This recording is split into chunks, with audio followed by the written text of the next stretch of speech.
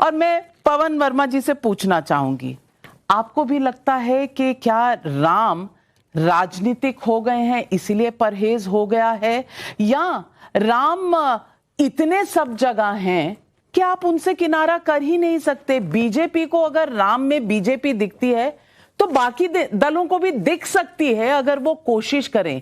ये जबरदस्ती का एक दूरी बनाए रखी है क्योंकि सेक्युलरिज्म हो या तुष्टीकरण हो, यही फॉर्मूला उन्हें आता है, बाकी वो देखने को तैयार नहीं। धन्यवाद नविका जी। सबसे पहले तो मैं ये कहना चाहता हूं कि मर्यादा पुरुषोत्तम राम किसी एक पार्टी के नहीं, सबके हैं।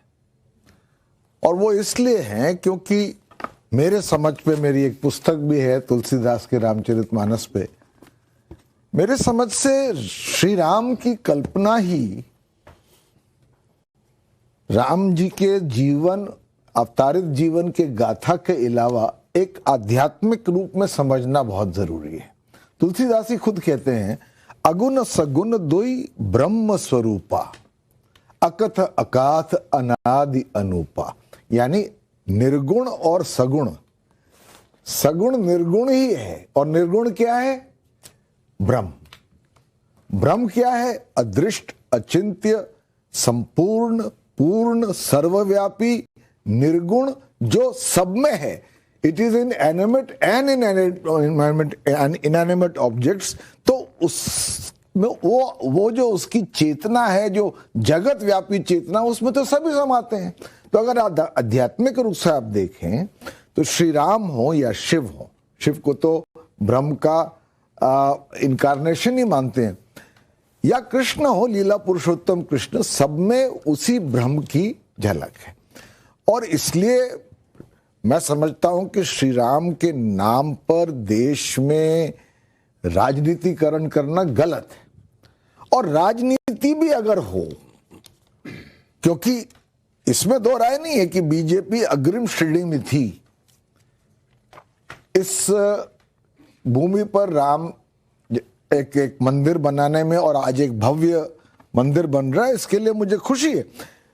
पर ओछी राजनीति से मुझे परेशानी, और ओछी राजनीति से मेरा मतलब यह है कि जब इतने सर्वोच्च काल्पनिक मर्यादा पुरुषोत्तम राम को एक ऐसे स्तर पर उतार दिया जाता है जहां पर जो लोग न तो उनकी फिलॉसफी समझते, न दर्शन समझते हैं, न मर्यादा का शब्द उसके मायने समझते हैं, हर जगह जय श्री राम के नारे लगाने लगते हैं, वहां भी जहां मैं समझता हूं जिस चीज के लिए श्री राम मर्यादा पुरुषोत्तम थे, उसी का खंडन हो रहा है।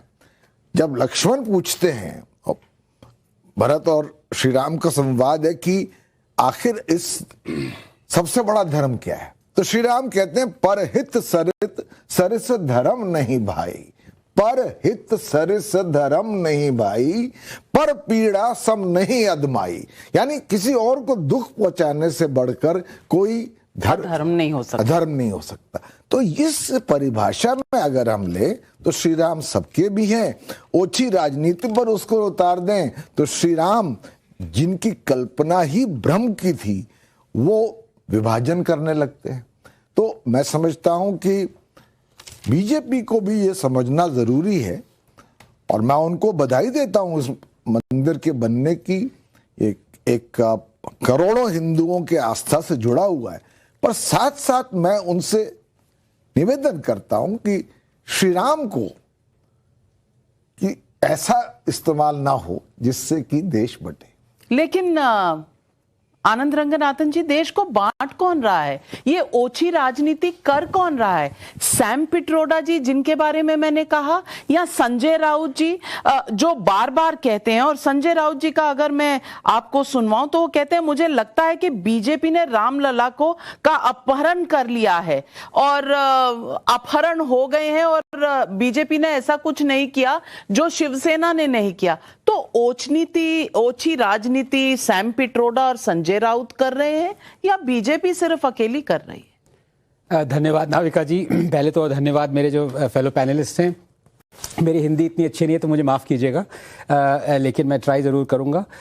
देखिए, ये 500 साल से ओछी राजनीति चली आ रही है, 500 साल से मैं कह रहा हूँ, क्योंकि जो लेजिटिमेट क्राई थी जस्टिस की, उसको अगर आप 500 साल तक नकारेंगे, उसको कंटेम्प्रेरी भारत में भी कहेंगे कि कोई हक नहीं है ये मांगने का भी आपको, और सारे हिस्टोरियंस एक लेफ्टिस्ट प्रवृत्ति के ये कहेंगे कि वहाँ पे नीचे तो मंदिर था ही नहीं, अभी भी कहते हैं कि वहाँ पे राम मंदिर नहीं बनना चाहिए था, उससे थोड़ा हट के बनना चाहिए था। कई लोग कहते हैं स्कूल बनने चाहिए थे, हॉस्पिटल्स बनने चाहिए थे, हैं, लेकिन वो सब बातें वो भूल जाते हैं जब सिर्फ हिंदू टेम्पल्स की बात आती है, तभी उनको याद आते हैं। तो मैं 3 चीज़ें यहाँ कहना चाहता हूँ, क्योंकि आपने बहुत ही अहम मुद्दा उठाया। ये बीजेपी की बात तो है ही नहीं।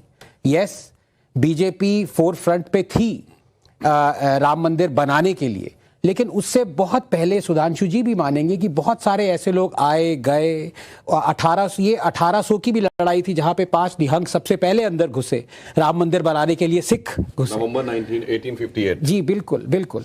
तो ये किसी एक पार्टी की बात है ही नहीं, ये बात होनी चाहिए थी देश की, ये बात होनी चाहिए थी हिंदू, मुस्लिम, सिख, ईसाई सबकी। मैं ये क्यों कह रहा हूं? मैं ये 3 चीजों से कह रहा हूं। कई लोग अभी भी कह रहे हैं, और मुझे थोड़ा सा एक टाइम दीजिएगा, कि बीजेपी इस पूरे उस पे इन्होंने अप्रोप्रिएट कर लिया है, स्टेट क्यों स्पेंड कर रहा है, सेकुलर स्टेट। पहले तो मैं बता दूं कि हमारा देश सेकुलर है ही नहीं, क्योंकि जो स्टेट 1 लाख से ज्यादा मंदिर को कंट्रोल करे एक्सक्लूसिवली, मॉस्क को नहीं कंट्रोल करे, गुरुद्वारों को कंट्रोल नहीं करे, चर्चेस को कंट्रोल नहीं करे, हिंदू के टेंपल, उनके लैंड, उनकी प्रॉपर्टी से लाखों करोड़ों रुपया 70 साल से ले, वो अगर उसका एक फ्रैक्शन राम मंदिर पे स्पेंड करे, तो ये तो मैं कह रहा हूं बहुत कम स्पेंड कर रहा है। तो सबसे पहले बात ये आर्ग्यूमेंट चली जाती है खिड़की के बाहर कि आप सेकुलर स्टेट हैं, आप क्यों स्पेंड कर रहे हैं, नंबर 1। नंबर 2, ये सबसे अहम मुद्दा है, क्योंकि लोग कहते हैं उसके नीचे, लेफ्टिस्ट कहते हैं कि उसके नीचे राम मंदिर या मंदिर था ही नहीं।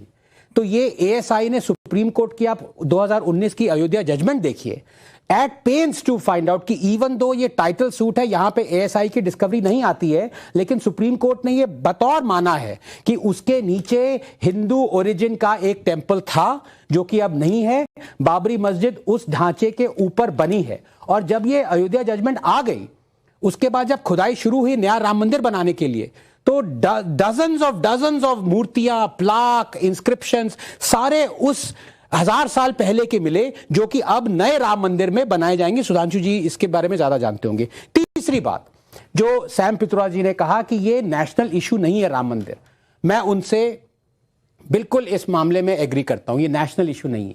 क्यों? क्योंकि ये सिविलाइजेशनल इशू है। ये सिर्फ भारत तक सीमित नहीं है, ये सिर्फ जो आस्था में विश्वास करते हैं उनके लिए सीमित नहीं है। मैं एक डार्विनियन एथिस्ट हूं, आशुतोष एक लेफ्टिस्ट एथिस्ट है। जो भी हो, आस्था भले ही ना हो, लेकिन ये एक इशू ऐसा है कि हमारे एंसेस्टर्स के अगेंस्ट हिस्टोरिकल इनजस्टिस किया गया, और जिन लोगों ने कहा कि इसको भूल जाओ, इस इनजस्टिस को, वो पूरे दुनिया भर में कहते हैं कि कभी भूलना मत हिस्टोरिकल इनजस्टिस। एबोरिजिनल्स के हिस्टोरिकल इनजस्टिस को मत भूलना, जो चर्चिल ने तुम्हारे अगेंस्ट किया वो मत भूलना, किंग लियोपोल्ड के स्टैच्यूज को गिराना, इलीगली गिराना। ये वही लोग हैं जो यहां पे कहते हैं अरे जो औरंगजेब ने किया काशी में भूल जाओ उसको, जो बाबरी मस्जिद का हुआ वो भूल जाओ, जो सारे टीपू ने किया वो भूल जाओ। तो ये क्या दिखाता है?